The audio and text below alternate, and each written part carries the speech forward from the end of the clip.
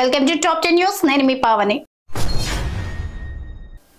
అహ్మదాబాద్ లో కుప్పకూలిన విమాన శకలాల తొలగింపు ప్రక్రియ మొదలైంది. బీజే మెడికల్ కాలేజ్ ప్రాంగణంలో భారీ క్రేన్ సహాయంతో శకలాలను భద్రతా సిబ్బంది తొలగిస్తున్నారు. ఎన్ఐఏ సిబ్బంది ఈ ఘటనా స్థలాన్ని పరిశీలించే వరకు ఎటువంటి తొలగింపులు చేపట్టవద్దని డీజీసీఏ ఆదేశాలు ఇచ్చిన నేపథ్యంలో ఇప్పటి వరకు వాటిని తొలగించలేదు. ఈ ఘటనలో బీజే మెడికల్ కాలేజ్ కి చెందిన 33 మంది మెడికోలతో పాటుగా మొత్తంగా 274 మంది మరణించారు. డార్లింగ్ ప్రభాస్ మారుతి కాంబోలో తెరకెక్కుతున్న రాజాసాబ్ సినిమా టీజర్ విడుదలకు సిద్ధమైంది. వినోదభరితంగా టీజర్ ను కట్ చేశాం. ఈ నెల 16న ఉదయం 10:52 విడుదల చేస్తాం అని మేకర్స్ ట్వీట్ చేశారు. మరి ఈ మూవీలో మాళవిక మోహనన్, నిధి అగర్వాల్ హీరోయిన్ గా నటిస్తున్నారు. కాగా ఇప్పటికే ఈ టీజర్ ది కొన్ని సన్నివేశాలు లీక్ అవ్వగా వీటిని కట్టడి చేసేందుకు మేకర్స్ చర్యలు తీసుకుంటున్నారు. ఇజ్రాయెల్ ఇరాన్ మధ్య భీకర యుద్ధం జరుగుతోంది. ఇరు దేశాలు తగ్గేదేలే అంటూ మిసైళ్లను ప్రయోగిస్తున్నారు. తాజాగా ఇజ్రాయెల్ ఫైటర్ జెట్లతో ఇరాన్ పై దాడి చేసింది. అయితే వీటిని ఆ దేశం సమర్థవంతంగా అడ్డుకుంటోంది. తమ రక్షణ వ్యవస్థతో జెట్లను వెంటాడి కూల్చేస్తోంది. ఇందుకు సంబంధించిన వీడియో వైరల్ అవుతోంది. అయితే ఓ ఫైటర్ జెట్ పైలట్ ను ఇరాన్ సజీవంగా పట్టుకున్నట్లు వార్తలు వస్తున్నాయి.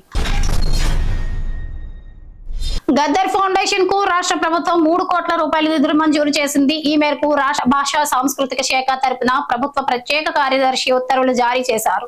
ఇకపై గద్దర్ జయంతి వేడుక కార్యక్రమాల నిర్వహణలోనూ గద్దర్ ఫౌండేషన్ కు భాగస్వామ్యం కల్పిస్తూ మరో ఉత్తర్వు జారీ అయింది. గద్దర్ సేవలకు గుర్తింపుగా ఆయన జయంతిని రాష్ట్ర ప్రభుత్వం అధికారికంగా నిర్వహిస్తున్న విషయం తెలిసిందే. ఆంధ్రప్రదేశ్ లోని తిరుపతి జిల్లా దామినేడులో దారుణం జరిగింది. ఇనాం భూమిలో ఉన్న పురాతన నాగాలమ్మ ఆలయాన్ని ఇటీవల కృష్ణమూర్తి నాయుడు అనే వ్యక్తి కూల్చేశాడు. ఆ భూమి తనదేనంటూ అర్ధరాత్రి టెంపుల్ ఆనవాళ్లే లేకుండా చేశాడు. దీంతో స్థానికుల ఆందోళనకు దిగారు.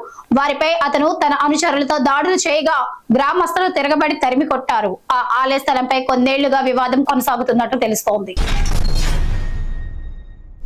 ఒకే బైక్ పై నిందితుడితో పాటు 2 పోలీసులు వెళ్తున్న వీడియో వైరల్ అవుతోంది. ఎందుకంటే ఆ బైక్ ను నడిపింది క్రిమినల్ కేసులో అరెస్ట్ అయిన నిందితుడు. పోలీసులు ద్విచక్ర వాహనంలో వెనుక కూర్చుని ఖైదీ చేయికి తాడు కట్టి అతనితో డ్రైవింగ్ చేయించారు. ఖైదీని కోర్టులో హాజరుపరిచేందుకు అతనితోనే బైక్ నడిపించడం వివాదాస్పదం అవుతుంది.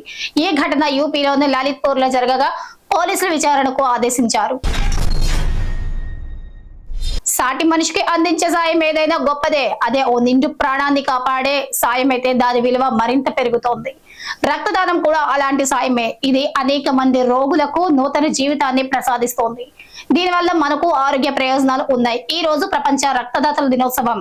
ఈ ఏడాది రక్తం ఇవ్వండి, ఆశ కల్పించండి అని థీమ్ తో WHO రక్తం ఇచ్చి ఆపదలో ఉన్న వారి ప్రాణాలను కాపాడండి అని పిలుపునిస్తోంది.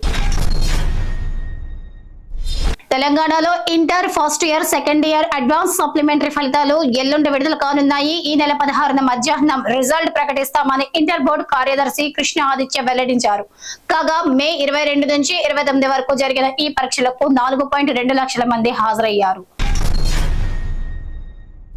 అహ్మదాబాద్ దుర్ఘటనలో చేదు నిజాలు ఒక్కొక్కటిగా వెలుగు చూస్తున్నాయి. గుజరాత్ మాజీ సీఎం విజయ్ రూపానీ లండన్ ప్రయాణానికి తొలుత మే 19న టికెట్ బుక్ చేసుకుని వ్యక్తిగత కారణాలతో రద్దు చేసుకున్నారట. అనంతరం జూన్ 5న మరోసారి టికెట్ తీసుకుని క్యాన్సిల్ చేసుకున్నారని సమాచారం. ఇక చివరిగా జూన్ 12న లండన్ వెళ్దామని విమానం ఎక్కగా ఆ రోజు జరిగిన ప్రమాదంలో ఆయన మరణించారు. అహ్మదాబాద్ ఎయిర్ ఇండియా విమాన ప్రమాదంపై యోగా గురు బాబా రామ్ దేవ్ సంచలన వ్యాఖ్యలు చేశారు. కూలిపోయిన ఎయిర్ ఇండియా విమానం మెయింటెనెన్స్ తుర్కియాకి చెందిన ఓ కంపెనీ చూసుకుంటుందని నాకు తెలిసింది. భారత ప్రభుత్వం ఏవియేషన్ విభాగంపై ప్రత్యేక దృష్టి సారించాలి. తుర్కియా సంస్థ ఏదైనా కుట్ర చేసే అవకాశం లేకపోలేదు. ఇలాంటి విషయాల్లో విదేశీ కంపెనీలను భాగం చేయకపోవడం మంచిది అని వ్యాఖ్యానించారు. ఇది వాళ్ళ టాప్ 10 న్యూస్. మరో టాప్ 10 న్యూస్ లో మళ్ళీ కలుద్దాం.